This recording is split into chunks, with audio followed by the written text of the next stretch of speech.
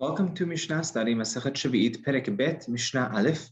So, if we remember the opening of Masechet Sheviit, we opened up of when you're allowed to plow an orchard until, and we said that's until Shavuot, until Atzeret. Over here, we're going to speak about a field of grain.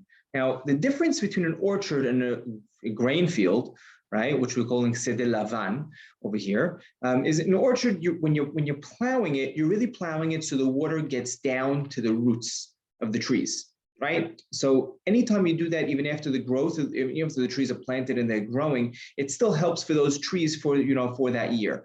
Whereas a field of grain, in general, these fields of grain, they're planted twice a year, right? You have more of the grain that's going to grow earlier on, right, closer towards those winter months. The wheats and the barley and so on and so forth. And then you have another a time frame, which is a little bit afterwards, which is for, gourds and vegetables and other types of, onions and things like that.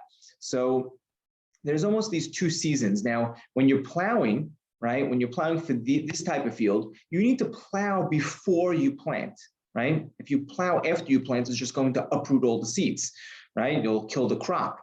If it started to grow already, right? If it started to actually take root, right? So when you go ahead and you plow, you need to plow before you plant. If you're plowing after a certain period, or after a certain time frame, you're already preparing the field for the following year, right? So we're going to speak about, and it's going to be a little earlier of a time frame that you're allowed to plow a field of grain, or as you're preparing to plant it, to sow the field with grain. You're only allowed to go ahead and plow that field up until a certain time frame, and we'll see it's going to be earlier than the Shavuot time that we mentioned by the orchard. Let's jump into the Mishnah.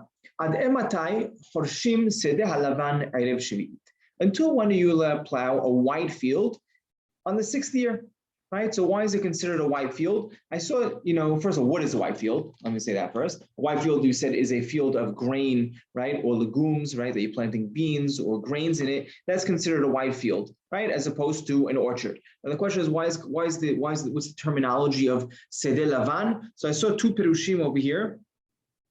One I saw was that because there's no shade, right? Because there's no shade, it's only sunlight, there's no trees, right? As opposed to the field, the orchard, just trees. This is a white field because there's no shade from the trees, and therefore we're calling it a white field. Another pirush I saw was that the white field because the color of the grain, right? The grains are usually more of that white color, so it looks like that clean white look. So that's why we're calling it a field and a white field. So when you let it go do so, until the moisture is done from the field, right? Once there's no more moisture, once the field isn't moist anymore, the ground is not wet anymore, then you have to stop plowing.